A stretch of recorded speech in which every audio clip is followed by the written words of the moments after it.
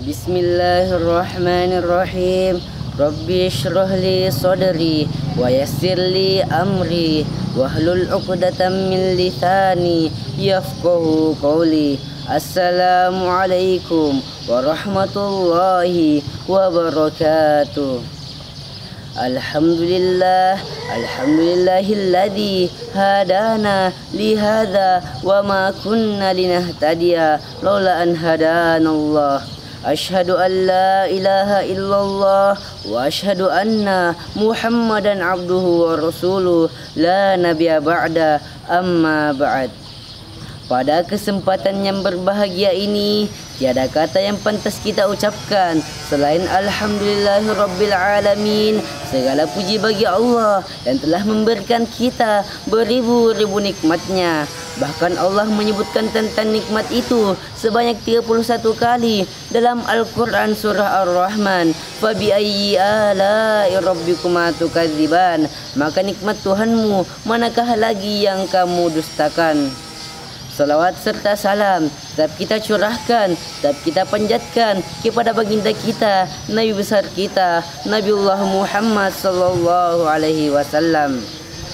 Semoga lisan ini tidaklah pernah bosan, apalagi sampai kaku, untuk terus bersalawat kepada beliau, keluarga-keluarga beliau, dan para sahabat-sahabat beliau.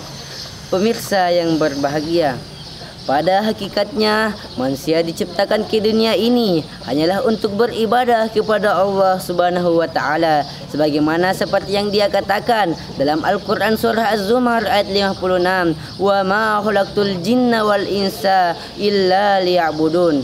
Dan tiadalah aku menciptakan jin dan manusia melainkan hanya untuk beribadah kepada Aku. Maka dari itu, apalah gunanya kita hidup di dunia ini bila tidak beribadah, bila tidak menyembah, bila tidak beribadah kepada Allah Subhanahu wa taala. Sebab orang yang beribadah kepada Allah akan mendapatkan ganjaran berupa ridha, rahmat dan pahala dari Allah Subhanahu wa taala. Dan orang-orang yang telah wafat dan orang-orang yang telah meninggal dunia, maka semua amalannya akan terputus yang ia telah lakukan di dunia ini.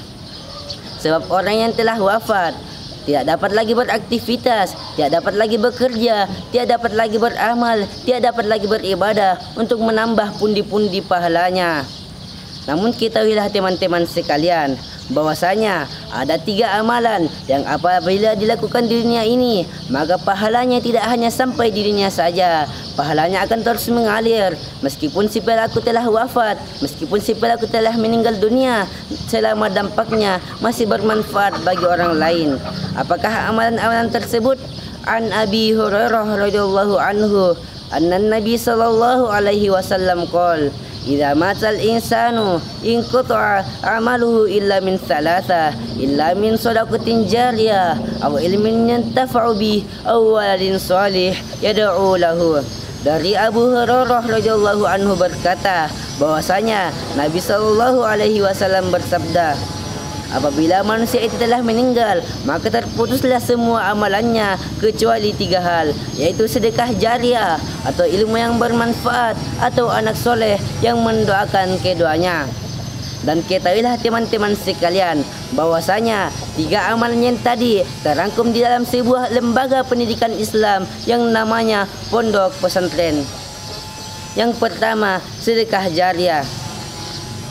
Seseorang yang membangun pondok pesantren atau yang menjadi donatur bagi pondok pesantren, insya Allah akan mendapatkan pahala sedekah jariah, sebab ia menyediakan tempat, sebab ia menyediakan sarana untuk orang-orang menuntut ilmu di dalamnya.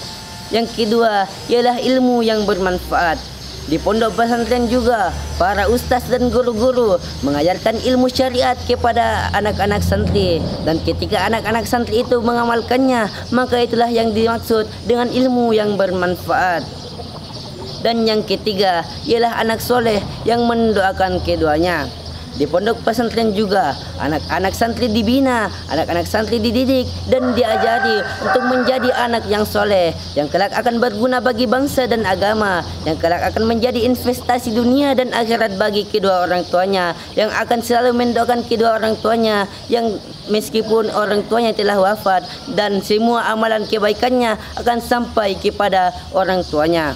Maka dari itu, kesimpulan yang dapat kita ambil dari apa yang saya katakan ialah malah kita melakukan 3 amalan-amalan ini agar diri kita lebih siap menghadap kepada Allah Subhanahu wa taala. Mungkin hanya ini yang dapat saya sampaikan, lebih kurangnya mohon dimaafkan. Wabillahi taufiq wal hidayah wa ridha'i wal inayah. Wassalamualaikum warahmatullahi wabarakatuh.